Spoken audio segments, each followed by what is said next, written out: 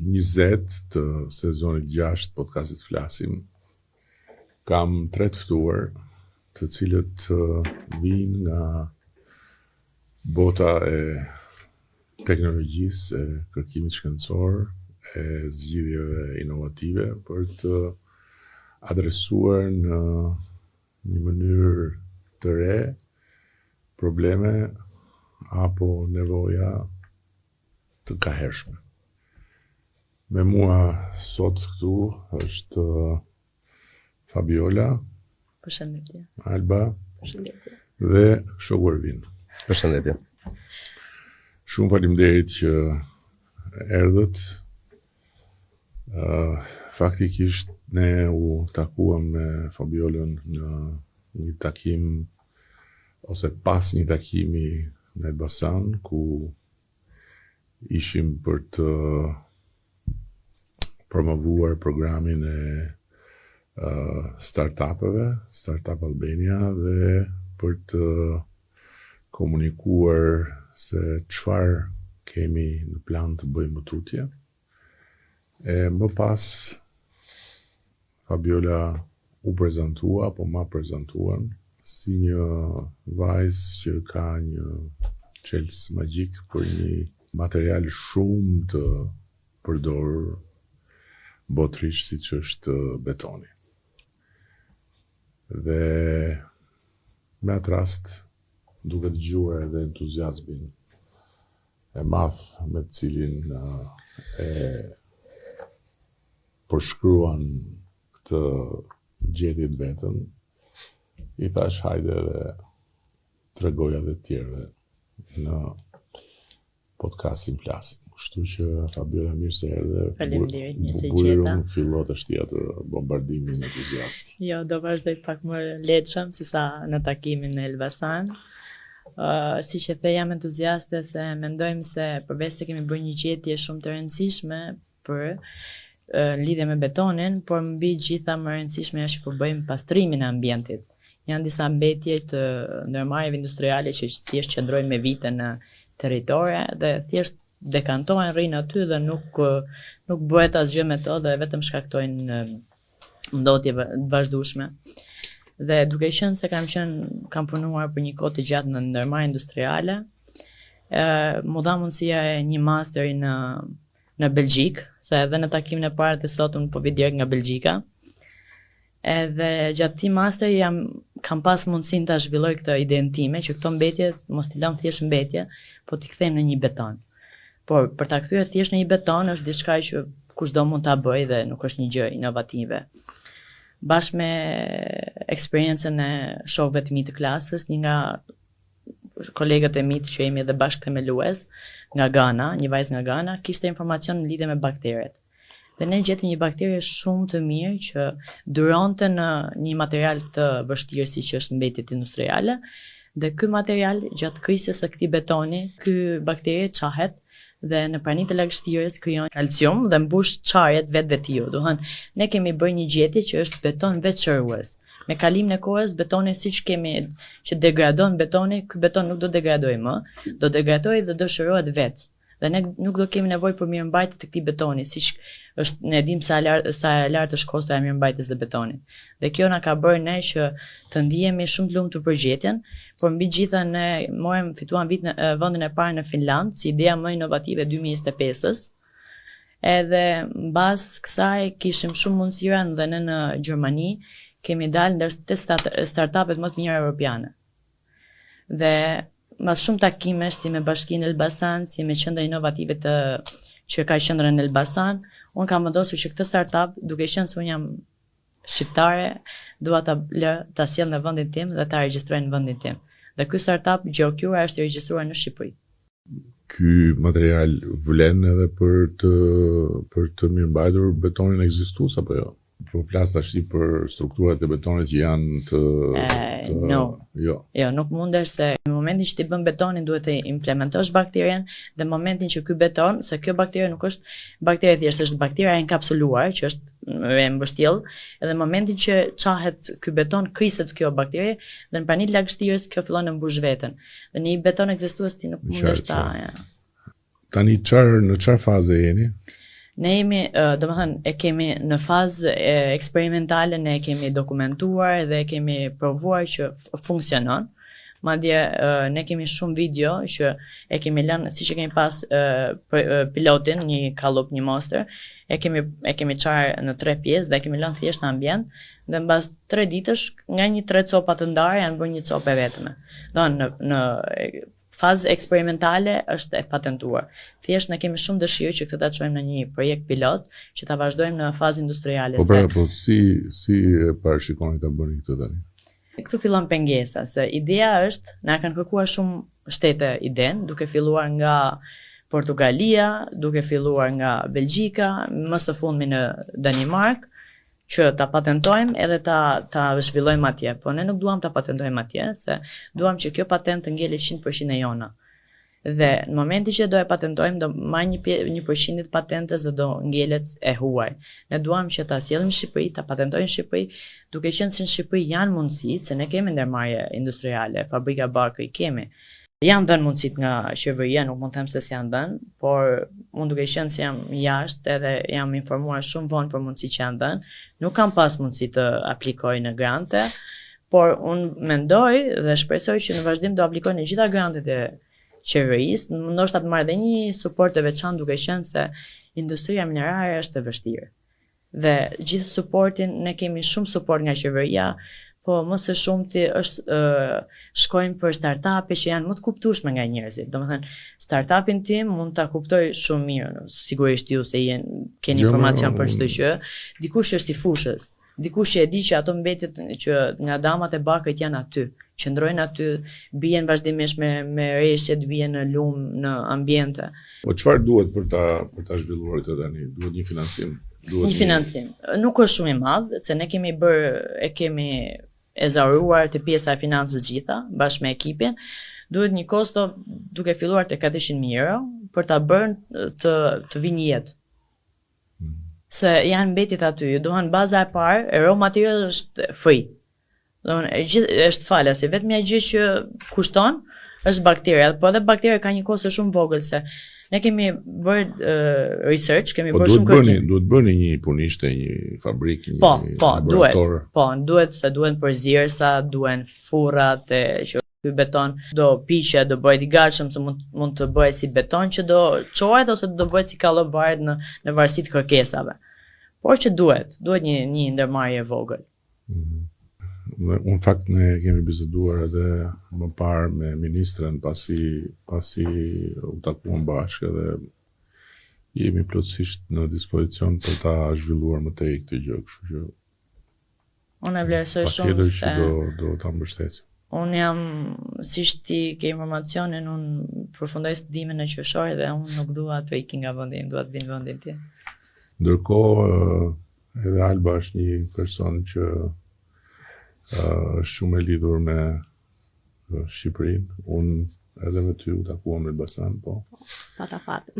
Por ndërkohë me informacionet që kemi marrë nga shërbimet sekrete, ti ke gjithë me motra, me vëllezër, i ke jashtë. Motra, vllajën e kam këtu. A, vllajën e ke këtu? Ardi është kirurg stomatolog oromaksilofacial. Okej, domethënë gjysma që nga vërtet e gjës që kemi marrë vesh. Gjysma ime është jashtë, motra. Motra është në Amerikë, në Florida, po. Edhe atje punon në një program për leadershipin, po? Po, Lela drejton nga ana operacionale dhe financiare, një nga organizatat më të mëdha të leadershipit në Florida. Edhe të ka thonë hajde, po ti s'ke pranuar të shkosh, no? Patjetër që presioni është për të shkuar atje. Unë të 2 fëmijët i kam lindur në Amerikë, kam 2 dje, por që unë e ndjeja të shprehen që guri rënë në vend të vet, edhe besoj që Shqipëria ka oportunitete dhe se jo mos t'i shfrytëzojmë për mirë edhe të lëmë një impakt që të mbajmë mend afatgjatë këtu te vendi jon, nga ato parë. Edhe ti ke edhe një platformë po për kërkimin. Po. Me shumë dëshirë, pasion, dashuri, sakrificë, po punojmë për të ngritur një platformë që quhet Match for Research, e cila ka në fokus bërjen bashkë të akademisë dhe industrisë. Profesionistëve, kryesisht kërkuesve shkencor, ekspertëve të tregut, që të mund të përmbushin nevojat që kanë kompanitë shqiptare, institucionet publike, NGO-t, organizatat e shoqërisë civile, të cilat jam e sigurt që gjithmonë më tepër do kenë nevojë për suportin e tyre, sikurse mund të kenë nevojë patjetër për të aplikuar në grante ndërkombëtare. Dhe me shpresën e madhe që Shqipëria dhe me besimin e plot do bëhet pjesë e Bashkimit Evropian, do krijohen gjithmonë më shumë mundësi që institucione private, publike të aplikojnë për grante europiane, programet Bashkimit Evropian. Shqipëria është pjesë e disa prej këtyre programeve, më të mëdha, Horizon Europe, Erasmus Plus dhe shumë programe të tjera, po jo të gjitha programeve që mundësive që Bashkimi Evropian ofron. Kështu që mendova që duhet një platformë e tillë që i ndihmon, faciliton, filtron thirrjet e Bashkimit Evropian, ja u çon kompanive që regjistrohen në platformë në kohë reale, sipas interesave të tyre dhe gjithashtu i ndihmon ato për të krijuar partnershipet, jo vetëm kombëtare, po dhe ndërkombëtare, që janë aq shumë të nevojshme kur aplikon për grante në niveleve të larta. Po, konkretisht tash në çfarë faze je? Platformën e kam mbështetur Startup Albania Grant dhe ju faleminderit shumë për këtë mundësi. Unë në 15 vite jam munduar të mësoj studentët se si të ndërtojnë bizneset suksesshme, po një ditë zysha e mori guximin dhe tha do bëjmë vetë sipërmarrëse, do e provoj. Dhe këtë mundësi ma dha Startup Albania Grant. Ne kemi aplikuar në 2025 në grantin e vitit të kaluar dhe ka një vit që është ndërtuar platforma. Kam 2 ekspert fantastik të inteligjencës artificiale dhe dua t'i përmend. Falenderoj Evis Plakun, jemi rritur bashkë shoku imi, dhe Ndriçim Topalli, që janë profesor të inteligjencës artificiale, të studiuar në Freiburg University në Gjermani, visi për inteligjencë artificiale në robotik kryesisht, dhe Çimi sapo ka përfunduar studimet në Reading University në Angli, po në inteligjencë artificiale, më tepër te pjesa e recognition in AI. Kështu që këta janë bërthama, suksesi i ngritjes së këtyre mekanizmave të AI-t dhe gjithashtu ekipi suportues i zhvilluesve që janë studentë talentuar të Holberton School. Janë 4 djemë që janë komplementar me njëri tjetrin në njohuritë dhe aftësitë që ato kanë. Sikurse kemi dhe një ekip studentësh vullnetar nga Fakulteti i Ekonomisë që po ndihmojnë shumë me pjesën e marketingut, me pjesën e shkrimit të projekteve, gjetjes së thirrjeve gjithashtu, dhe po ndihmojnë edhe për pjesën e testimit të platformës. Ne jemi në fazën e testimit, validimit, kemi aktualisht 15 biznese, institucione, qofshin këto edhe institucione publike të regjistruara në platformë, sikurse kemi edhe 50 profesionistë që aktualisht ne jemi duke testuar dhe duke validuar platformën tonë, që është ende në zhvillim, gjithmonë më shumë algoritmi përmirësohet për të bërë këtë matchin, gjetjen e shpejtë të kontributorëve, bashkëpunëtorëve me njëri tjetrin. Me që jeni në fazë validimi, promovimi, këtu ke mundësinë ta promovosh platformën, se këtu ka goxha potencial për gjithë ata që vinë për të bërë të njohur edhe për të marrë pastaj telefonata, kërkesa etj, kështu që është po deshe mund ta shpjegosh edhe pak më gjatë se si funksionon dhe cili është interes. Çfarë interesi ka një institucion për shembull që të jetë pjesë e platformës tënde ose një biznes? Së pari, thirrjet vijnë orale, nëpërmjet notifikimeve, lajmërimeve që vijnë edhe nëpërmjet platformës, pra gjithçka është ngritur e tillë që komunikimi ndodh brenda platformës, sikurse edhe me email. Marrin informacion për profesionistë, ekspertë më të mirë të rankuar, do përdorim sistemet e rankimit, të reviewve, në fusha të ndryshme që plotësojnë nevojat e tyre për ekspertizë, qoftë kjo afat shkurtër apo afat gjatë.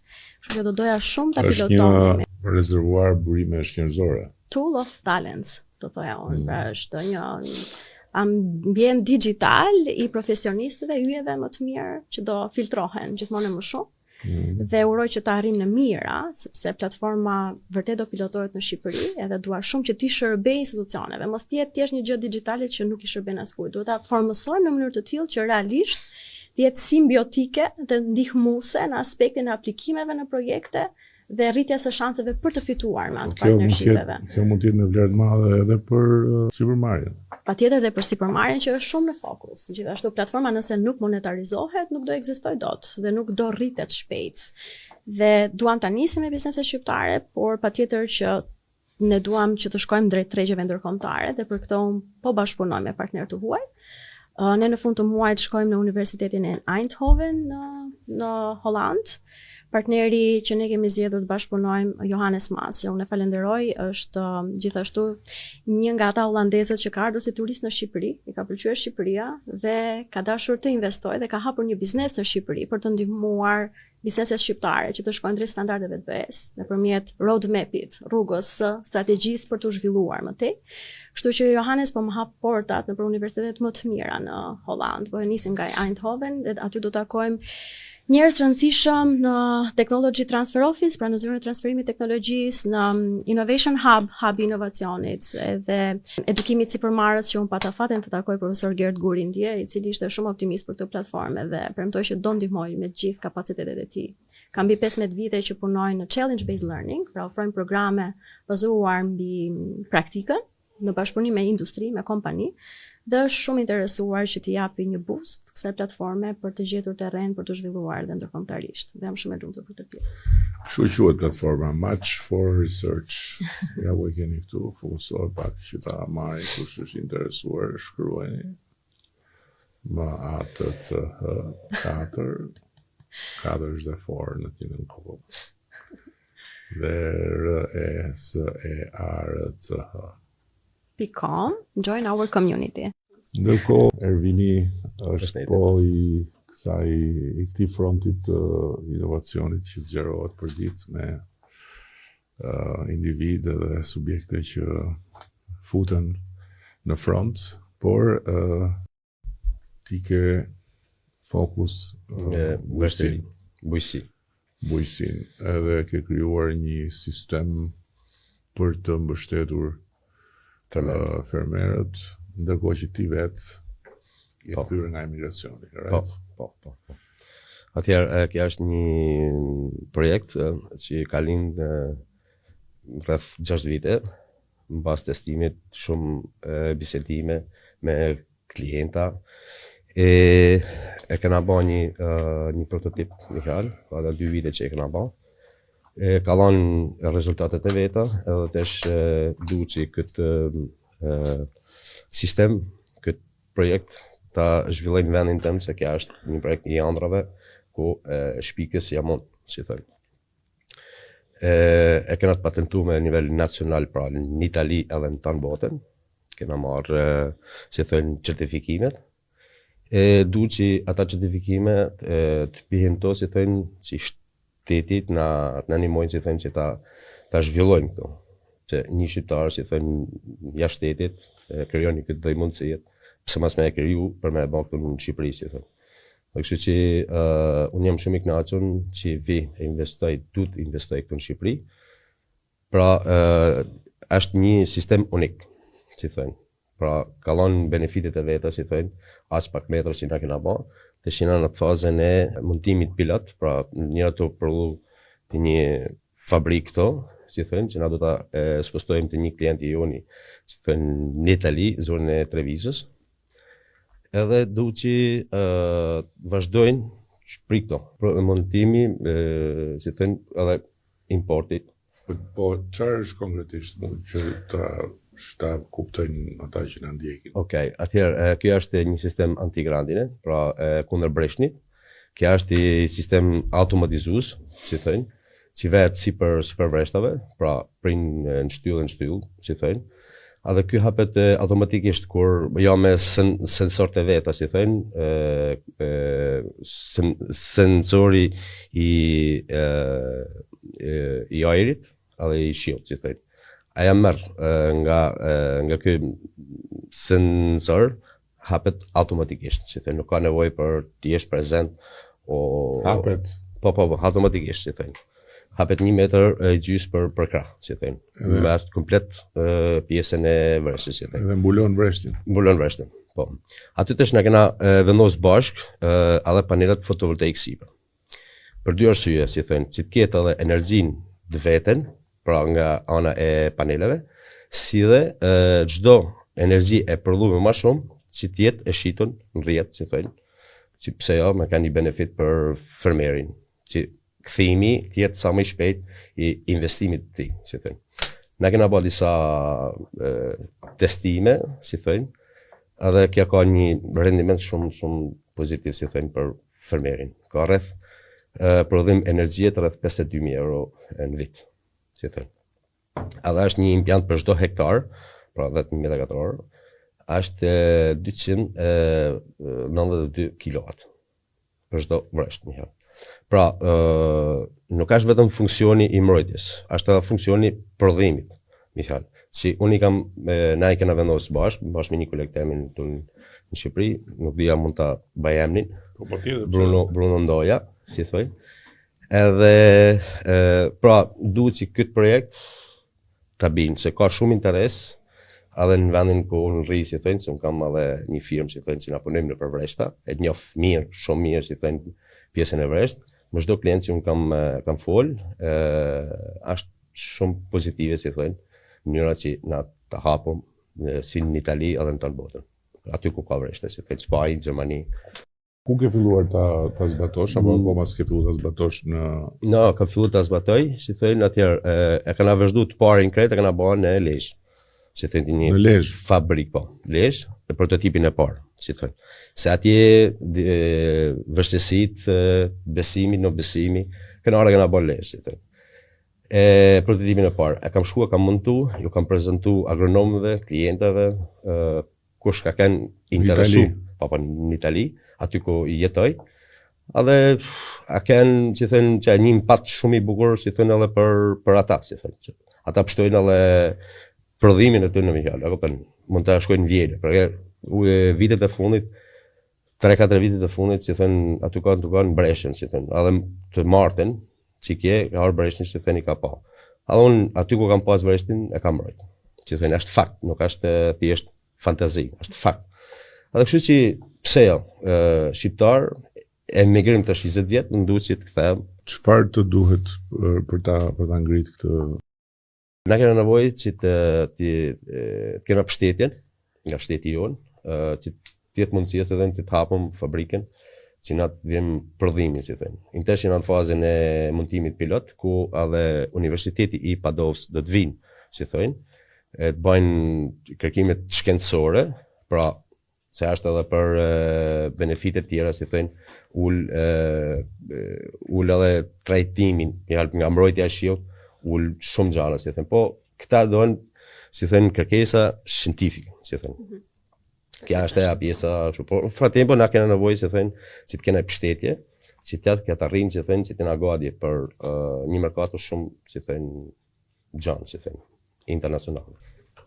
Shumë e qartë. Ne kemi firmos para ca ditësh një marrëveshje me të gjitha bankat e nivelit 2, me qeverinë si palë garante, edhe me Bankën e Shqipërisë si financuese e një linje kredie që do t'i japë mundësi të gjithë atyre që kanë një biznes vogël apo një ndërmarrje të vogël apo të mesme që të mund të kenë akses në financë për ta dyfishuar biznesin, duke marrë kredi me interesa të ulta, edhe me garanci shtetërore nga mbrapa 30 deri në 70% sipas riskut. Kështu që edhe ky është një instrument që mund të jetë shumë i vlefshëm për ty, sepse kur është fjala për të tilla zhvillime që janë fitimprurse, sepse në momentin që e komercializon, pastaj ti do kesh fitime. Kështu që është shumë e favorshme kredia, por ajo që të mungon sot është pikërisht financimi në fazën e parë, se financimi në fazën e parë do besim. Po, normale, po.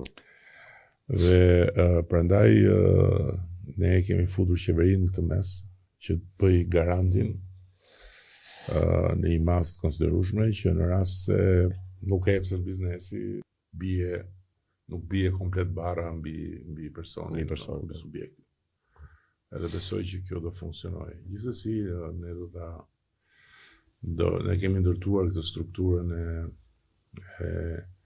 inovacionit që e kemi edhe për të ndjek këto projekte, edhe për t'i asistu në kuptimin, për t'i asistu me mbështetje administrative, me mbështetje financiare, se për tjerat është punë edhe të subjekteve që pjesa jonë ka bëjnë. Po ti, Fabiola, Ja ke vënë syrin vendit ku do ta zhvillosh këtë gjë, se aty e ka gjetë lezhë për shkak. Duke ditë se ndërmarrjet industriale, pasurimit bakrit, jo vetëm bakrit dhe të kromit, do ishte një mundësi shumë e mirë fusharësit, duke qenë se atje kam punuar te fabrika e pasurimit bakrit, kam punuar edhe në Spaç te fabrika e pasurimit në Spaç, të dyja janë mundësi shumë mira, duke qenë se i kanë damat, dash më tepër e fusharësit ka edhe damën e vjetër të kohës së Enverit, që është aty. Ajo do ishte shumë e mirë për ta se është problematike her pas here. Dhe është shtetërore dhe askush nuk merr masa duke qenë se shtetërore. Ajo do ishte domethënë idealja. Se ajo është më e rëndësishme dhe shkaktare shumë ndotjeve. Edhe mendojmë se atje, por kemi diskutuar si thash edhe me Bashkinë Elbasan për të shikuar dhe mbetjet e meteorologjikut në vazhdimsi. Për të studiuar, unë kam kërkuar, kam dashur Se ty të morën për të çmendur kur vajten fusharës për të punuar apo jo? U bë drejtuese. Më pas u bë drejtuese. Po pra po e morën për të çmendur, thanë që po kjo si është e vërtet. Një vajzë 27 vjeçë që shkon në fusharë dhe unë kishte Tiranën në majt në Pllëm Dorës, u kthy në fusharës. Edhe mbi gjitha më thoshin se unë në origjinë kam nga Puka dhe babin në 90-ën e kemi rënë në Tiranë. Më thoshin mua, ty babai të çojë në Tiranë, ti kthehesh e vjen prapë mbrapsht. Po, unë jam shumë larg pam, se unë shikoj jetën atje ku është puna, atje ku kam mundësi për të treguar vendime. Dhe unë atë dek kam zgjedhur, unë kam studiuar për inxhinieri gjeologjike. Unë nuk mund të pretendoj të punoj në Tiranë në një zyrë. Më kujtove fushatën e parë në timen, fushata e parë për Bashkinë e Tiranës dhe ai konkurrenti thoshte Edi Rama nuk është njëri normal. Edhe unë i thosha, po që duhet ju njëri normal, mund ta bëj një njëri normal këtë punë anormale, kështu që provoni një herë me mua se kush e di ju del më mirë. Po ndërkohë ti ke bërë edhe punë të tjera. Përpara se të mbarosh studimet. Kam punuar privat, kam punuar punë të normal. Ke punë që e vogël. Po. Si thash, ne kemi ardhur nga Veriu, edhe normalisht ti e di shumë mirë siç kanë ardhur nga Veriu, ne kemi ardhur në barak, në kasolle, si i thon. Babai punonte gjithkohën në ndërtim se unë vi nga një familje përsekutuar për ndjekuris politik, babai punonte në ndërtim se ishte pa një edukim. Dhe mamaja gjithashtu mamaja shtëpiake se me fëmijë të vegjël. Edhe unë kam filluar punë 13 vjeç në fabrik pucash. Dohën pushimet e verës, unë s'kam bërë ndonjë pushim veri, kam bërë në punë fabrik pucash. Për 4 vjet gjimnaz. Dohën që kam filluar që në klasë 8, pushim të klasës 8, edhe 4 vjet. Po që nxënëse shumë e mirë. Kam qenë po. Si bëj të dyja? Po, i bëja vetëm verës, se nuk të merrnin gjatë kohës së shkollës, se vetëm verës që ishin me pushimet verore, po, punoja 3 muaj vere. Edhe pastaj vazhdoja studimet, sa mbaronte shkolla, unë ditën tjetër që mbaroja shkollën, shkoja aplikoja për punë te fabrika. Pastaj ke qenë edhe në një azil? Kam qenë për 5 vjet vullnetar në një azil pleshu këtu në Tiranë. Ndjenjen e altruizmit e kam shumë të zhvilluar, edhe vetëm një rast ku kam shkuar atje dhe kur e kam parë, domethënë se sa nevojë kishin për dashurinë, mbaj mend që në atë kohë mami më jepte 2000 lekë vjetra të shkoja në shkollë. Ndërkohë që mua 1000 lekë duheshin për biletë. Atë 1000 lekëshin e kurseja dhe në fund javë bleja Coca-Cola edhe libra për ndonjë, për shembull ishte ndonjë që ishte në rinin e vet ndonjë nga ata të azilit ishte mjek ose dikush më kërkonte libra. Dhe unë vërdallisesha në rrugëve të Tiranës, zgja libra të përdorur që të kisha mundësi t'u bleja, t'u bëja qefi me aq mundësi sa kisha unë. Po e shikon si vjen jeta. Po. The reward comes. Po, unë besoj te kjo, çfarëdo që bëhet në jetë të kthehet. Kështu që njerëzit, gjithkush do të ketë kujdes se çdo gjë që bën të kthehet. Ti sa motra ke vëllezër? Unë kam 2 vëllezër, unë jam fëmija i vogël, vllajën e madh kam në Itali. Jo. Unë jam vajza e vetme dhe fëmija i vogël, vllajën e madh kam në Itali. Kam vllajën e vogël që dohën vllai i dytë, si thon, që jeton me familjen, me mamën e babin. Këtu në Tiranë, po, punon në një firmë private në ndërtim me makineri të rënda me eskavatora. Ndërsa unë jam e martuar, kam një vajzë 6 vjeçë. Vajzën po maman vjeta ndërkohë që më bëj studimet. Kur më zdon kjo mundësia e masterit, ata kanë të gjithë dëshirën time të madhe për ta zhvilluar më tej këtë për karrierën, dëshirën për karrierë. Edhe po më vinte deri diku keq ti thosha vjerës që do të mbash gocën, se unë po ikje, se nuk e merja dot me vete. Ndërkohë mami kishte thënë që ta mbaj unë dhe Vjera thotë jo, gocën jo, me dashuri më të madhe, goca do rri me mua, e mbaj unë dhe unë ajo e mban edhe më mirë se unë. Po bashkëvuajti? Bashkëvuajti, ai është shumë i lumtur, shumë i fat. Thot, nuk e di. Ai është në Gjermani, punon. Më ka suportuar shumë se nuk është e lehtë. Se vajza në Shqipëri, unë në Belgjik, bashkëshorti në Gjermani, domethënë 3 pjesëtar familjes në 3 shtete ndryshme. Është pak e vështirë, po. Po tani për më mirë. Tani ti do të shkosh prap back në fusharës, po, për të filluar këtë biznesin. Po pse qesh vetë the? Po. Unë nuk jam, siç ti e the, unë nuk jam kundër mundësive, dhe unë aty shoh mundësinë, shoh për të bërë diçka. E kupton? Dhe është vetëm mundësi që mund ta bëjmë, mund ta fillojmë atje. Mund ta filloj edhe në Elbasan, mund ta filloj edhe në Kukës, ku është Alp Kromi që operon me mbetjet e kromit. Domethënë çdo lloj mbetje, ne kemi studiuar, janë funksionale si mbetjet e bakrit, si mbetjet e kromit. Të çdo lloj mbetje mjafton të gjejmë dozën e caktuar dhe të punojmë me çdo lloj mbetje. Do ta bëjmë. Është e sigurt. E besoj. Do ta bëjmë. Po ti, Ervin, në Lezhë ku e ke filluar këtë punë me një shok thaj këtu në Po, me shok. Si thënë, ky shoku është, si thënë, bashkëpunojnë shpesh, si thënë, ky ka fabrikë. Po ti si e ke të kaluar, se ty s'ta ke studiu të kaluar. Unë kam lind në Shkodër, banoj në fshatin Konaj të Vau Dejsit. Unë jam kanal muzikant, ba baterist, si thënë, që është moshën në 11 vjeçare. Kam pas pasion muzikën. Në moshën 12 vjeçare kam kryer grup temin bashkë me kushrimit dhe shok plagjës aty, ku bashkë na mramje festive, si thënë për lokale, si thënë aty afër. Dasmat e parë kena bën në 2300, kena bën dasmat e parë. Edhe jam marrë me muzikë, si thënë. Edhe pasion sportin, portier. Pasion femërie, si thënë. Plus edhe unë jam rrit, si thënë, se babin e ka pas në emigrim. Edhe kam kanë me mamin edhe me motre, se kam edhe motre, më të madhe se vetëm 3 vjet më të madhe. Derisa e pa se këto me muzikë ishin fillimet, si thënë, nuk ishin fort, si thënë, rroga ishte vogël. E pa se nuk ishte mundësi më tej, si thënë. Edhe unë, në fakt, unë jam edhe tifozi Juventusit. Kena i gjanë në komunë bashkë.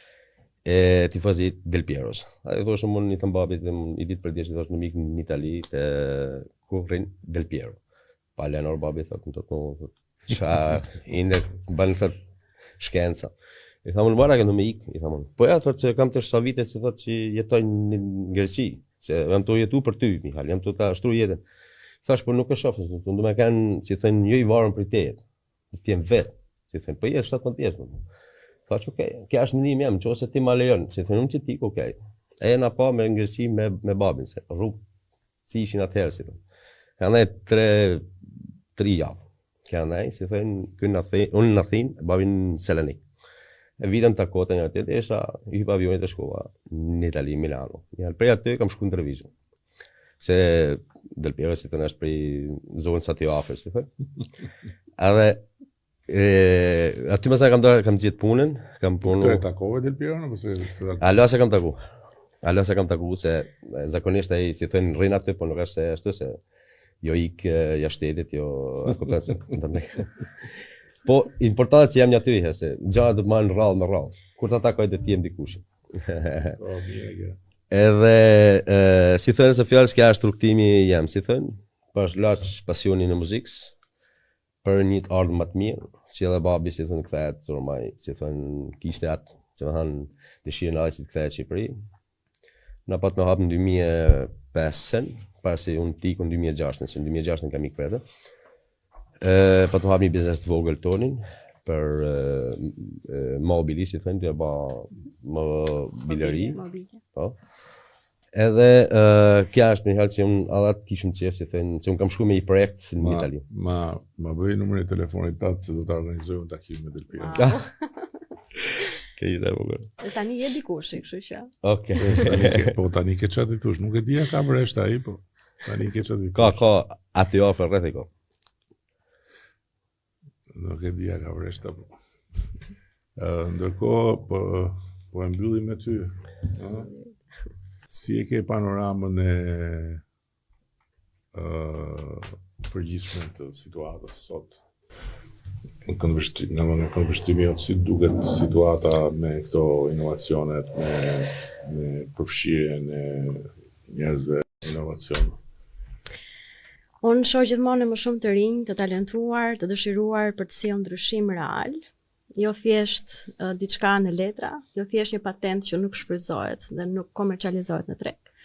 Shoh që po jepen gjithmonë më shumë mundësi, edhe patjetër ana financiare është një suport shumë i madh. Mentorimi, akselerimi shumë i nevojshëm. Unë dje pata fatin që të kisha një mentorim me një profesor të huaj ndërkombëtar, edhe kjo më mundësua nga Startup Albania Agency, kështu që gjithmonë më shumë mundësi one to one, pra kishim një ball për ball mentorim, seancë mentorimi, dhe të kesh seanca të tilla mentorime me persona që kanë influenca ndërkombëtare nuk është pak.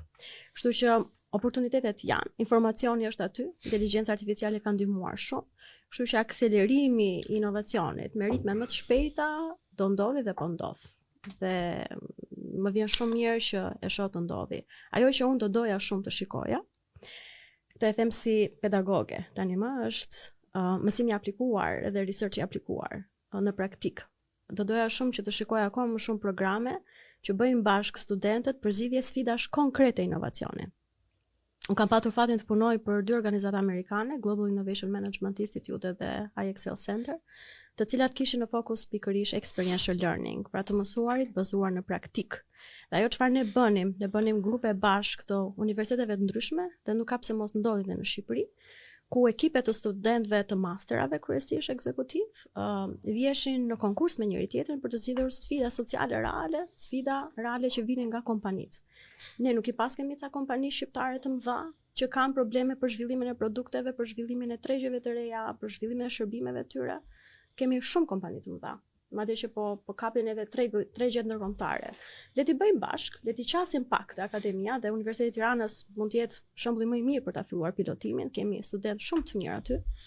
Dhe le të fillojmë me projekte konkrete, jo me detyra kursi që pjesa më e madhe vjen nga inteligjenca artificiale sot, sepse studentët janë bërë pak dembel.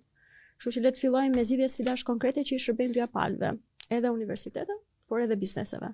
Do doja shumë ta shikoja këtë dhe jam e gatshme të jap gjithë eksperiencën time 2 vjeçare, duke punuar për korporata si Airbus Amerika, duke punuar për Royal Caribbean Cruise edhe shumë kompani tjera në tregje ndërkombëtare, ta shoh të ndodhi në Shqipëri realisht, pse mos të fillojë ndryshimi nga ne. Me fjalët e Zyshës po e mbyllim këtë bashkëbisedim lidhur me botën e inovacionit, e cila është një botë me pjellëri shumë të lartë, edhe në ndërkohë në Shqipëri ne po hapim në mënyrë vazhdueshme shtigje të reja për ata që kanë nevojë për një mbështetje, por përpara se sa të marrin mbështetjen kanë çfarë të tregojnë. A mund të përshëndetet vogël? Do të përshtes atë, nëse mund. Del Piero? Ja, Del Piero e bëjmë bashkë. Elda Kovacit dhe Aldi Shehu, grupi jam, si thënë.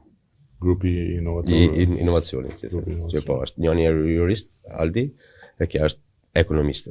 Edhe ne kemi qendrën rajonale të inovacionit, Ledje Mojsion edhe Ana Fociron, të cilat ishin ajo auguri i mirë që ne jemi sot këtu, sepse kemi suportuar në farë formë apo në një tjetër, dhe ato na kthejnë mbrapsht të mirësi. Është shumë e vërtet, bie shumë dakord me fjalët e Zyshës, po në veçantë Ledin se kur më ka sugjeruar masterin, i kam thënë nuk e bëj dot se shqiptar, fjalën e parë nuk e bëjmë dot. Jetën sa më pse, thash kam një vajzë të vogël, nuk e lë dot. Kur e kam bërë, sa kam pas 3. Kështu që ti ke një, do e bësh, e do vish gjithë eksperiencën tënde që do marrësh në Europë, do e sillesh këtu në Shqipëri. Dhe unë jam mirënjohëse Ledit, nëse jam këtu ku jam me ty, jam fal Ledit. Po. Mirë Ledi. Përshëndesim.